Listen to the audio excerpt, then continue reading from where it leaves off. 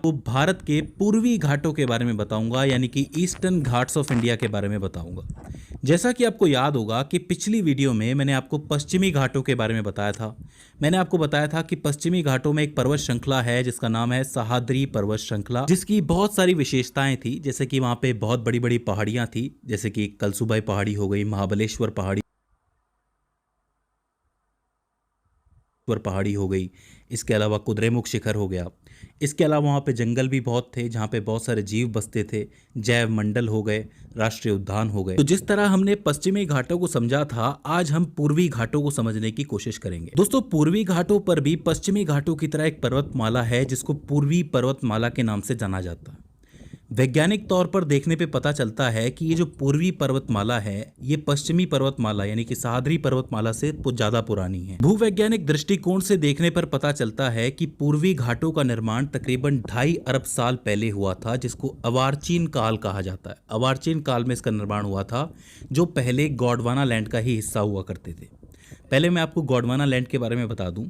देखिए दोस्तों, शुरुआत में जब ये पृथ्वी बनी थी तो माना जाता है कि इसके ऊपर एक बहुत बड़ा कॉन्टिनेंट था, बहुत बड़ा द्वीप था। अभी आपको कई सारे द्वीप नज़र आते हैं, महाद्वीप नज़र आते हैं, लेकिन पहले एक ही महाद्वीप हुआ करता था जिसका नाम था पंजिया। उस पंजिया में से 2 टुकड़े निकले थे, एक था लोरेशिया और एक था गोंडवाना लैंड। लोरेशिया के अंदर आपको आज का उत्तरी अमेरिका मिलेगा, यूरोप मिलेगा और एशिया का ऊपर वाला हिस्सा जो उत्तरी हिस्सा है वो मिलेगा। इसके अलावा जो गोंडवाना लैंड है, इसमें आपको दक्षिणी अमेरिका, अफ्रीका, ऑस्ट्रेलिया, अंटार्कटिका और भारतीय उपमहाद्वीप मिलेगा और साथ ही मध्य के भी कुछ हिस्से मिलेंगे। इसका मतलब ये हो गया कि जो भारत है, भारतीय उपमहाद्वीप है, वो गोंडवाना लैंड का ही हिस्सा था और वो टूट के आया था। तो उसी का हिस्सा थे ये पूर्वी घाट। तो ये ज़्यादा पुराने माने जाते हैं इस पश्चिमी घाट से। हालांकि पश्चिमी घाट भी इसी का हिस्सा थे, लेकिन फिर भी इनका निर्माण ज़्यादा पहले हुआ था पूर्वी घाटों का। अब देखो, ये सारी चीज़ें जो हैं टेक्टोनिक प्लेट्स और स्थल आकृति के विज्ञान से समझकर ही बताई गई हैं। अब जैसे जैसे आप स्थल आकृति के इस विज्ञान को समझोगे तो क्लियर होता जाएगा आपको। फिलहाल हम बात करें इस पूर्वी घाटों की पर्वतमाला की, तो चूंकि एक पुरानी पर्वतमाला है तो इस पर्वतमाला पर समय और मौसम की बराबर मार पड़ी है। अगर आप गौर से देखोगे तो आपको पता चलेगा कि जो पूर्वी घाट हैं, वो जो पूरा हिस्सा है वो पश्चिमी घाटों के मुकाबले नीचा है। मतलब ये जो हिस्सा है पश्चिमी वाला, ये ऊंचा है और पूर्वी वाला जो है वो नीचा है। तो इसी की वजह से जो मानसून अरब सागर से आता है वो यहाँ आके बरसता है, वो पानी जाता है नदियों में और ज़्यादातर नदियाँ ढलान की तरफ जाती हैं, मतलब पूर्वी घाटों की तरफ जाती हैं। कौन कौन सी नदी? कृष्णा नदी, महानदी, गोदावरी, कावेरी और भी कई सारी नदियां हैं। वो सारी नदियां जो है मिलजुल के कहाँ जाती हैं? पूर्वी घाटों की तरफ। और इसी वजह से जो पूर्वी घाट हैं वो थोड़े से नीचे नज़र आते हैं और मैदानी नज़र आते हैं। अगर आप गौर से देखोगे तो जो पूर्वी घाटों की ऊंचाई है वो पश्चिमी घाटों के मुकाबले काफ़ी कम है, और वो इसी वजह से, पानी के गुजरने की वजह से ही ये जगह जो है मैदानी हो चुकी है। अच्छा, इसके अंदर एक बात और ध्यान देने वाली है कि नदियाँ यहाँ से निरंतर गुजरती हैं, तो नदियाँ तो किसी एक हिस्से से गुजरती हैं, तो ज़्यादातर हिस्से जो हैं इस पर्वतमाला के वो टूटे हुए हैं। जैसे पश्चिमी घाटों की पर्वतमाला जो है, सह्याद्री पर्वतमाला, वो कंटिन्यूस थी, वो सतत थी, लेकिन ये असतत है, कंटिन्यूस नहीं है, ये टूटी हुई है जगह जगह से, आप लोग देख सकते हो। बात करें इसकी औसत ऊंचाई की, तो देखो इसकी औसत ऊंचाई 600 मीटर तक है, मतलब 600 मीटर तक ही इसकी औसत ऊंचाई जाती है। जैसा कि मैंने आपको बताया था कि पश्चिमी पर्वतमाला की ऊंचाई 900 से 1500 मीटर तक है, इसकी सिर्फ 600 मीटर तक है। पूर्वी घाटों पर बनी इस पर्वतमाला की जो लंबाई है वो तकरीबन 1200 किलोमीटर है, और जो पूरे पूर्वी घाट हैं इसकी टोटल लंबाई 1700 से 1750 किलोमीटर है। याद रखना, टोटल पूर्वी घाटों की जो लंबाई है वो 1700 से 1750 किलोमीटर है, लेकिन ये जो पहाड़ी श्रृंखला है इसकी जो लंबाई है वो ज़्यादा से ज़्यादा 1200 किलोमीटर है। इस पर्वतमाला का मुख्य हिस्सा उड़ीसा, आंध्र प्रदेश, तेलंगाना, कर्नाटक और तमिलनाडु में देखने को मिलता है। कर्नाटक में भी ये थोड़ी बहुत फैली हुई है, बाकी हिस्सों में ज़्यादातर फैली है, खासकर आंध्र प्रदेश और उड़ीसा के अंदर तो बहुत ज़्यादा है। अब बात करते हैं हम उन इम्पॉर्टेंट पहाड़ियों की जो इस पूरी पर्वतमाला में पाई जाती है और उनसे सवाल पूछ लिया जाता है। देखिए, जब आप उड़ीसा के अंदर चलते हो तो उड़ीसा में महानदी से उत्तर की ओर एक पहाड़ी बसी है, गरजात की पहाड़ियाँ, वो बहुत इंपॉर्टेंट है, पूछी जाती है।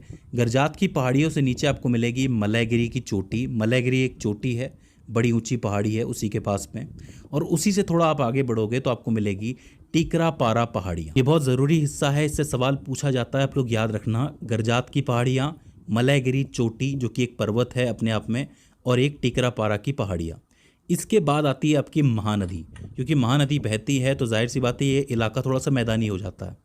महानदी के बाद आती है आपकी नयागिरी की पहाड़ियाँ और महेंद्रगिरी पर्वत। अब महेंद्रगिरी पर्वत का नाम तो आपने सुना होगा, ये 1501 मीटर लंबा है, इसको ज़रूर याद रखना। ये दोनों ही पर्वत आपको उड़ीसा के अंदर मिल जाएंगे। इसके नीचे आने पे आपको मिलेगा जिनुगाड़ा पीक, जो कि 1690 मीटर ऊंचा है। ये आंध्र प्रदेश में मौजूद है, विशाखापट्टनम के अंदर। मैं आपको बता दूं कि पूरी पूर्वी जो पर्वत श्रृंखला है उसकी सबसे ऊंची चोटी यही है, जिनुगाड़ा, इसको याद रखना। जिनुगाड़ा के तुरंत बाद आपको गोदावरी नदी मिलेगी, ऑब्वियस सी बात है। गोदावरी जाती है तो जगह थोड़ी सी सपाट हो जाती है। गोदावरी के जस्ट नीचे आपको कृष्णा नदी मिलेगी। कृष्णा नदी के बाद आपको आंध्र प्रदेश की कुछ ज़रूरी पहाड़ियाँ मिल जाएंगी, जैसे कि शेषाचलम पहाड़ियाँ, बहुत इंपॉर्टेंट है शेषाचलम पहाड़ियाँ, सवाल पूछा गया है। इसके बाद आपको मिलेगी नल्ला मल्ला की पहाड़ियाँ या फिर नल्ला मलाई की पहाड़ियाँ, काफ़ी ज़रूरी है। इसके तुरंत बाद आपको मिलेगी वेडुकोंडा की पहाड़ियाँ, पालकोंडा की पहाड़ियाँ और अरायाकोंडा की पहाड़ी, जो कि काफ़ी बार पूछी गई है, इनको याद रखना। शेषाचलम, नल्लामलाई, वेडुकोंडा, पालकोंडा और अरायाकोंडा। अब इसके बाद क्या होता है कि तमिलनाडु शुरू होता है और तमिलनाडु के अंदर भी कुछ एक ज़रूरी पहाड़ियाँ आती है, जैसे कि जवादी की पहाड़ियाँ। इसके बाद पालार नदी, पालार नदी ज़रूरी नदी है, इसको याद रखना।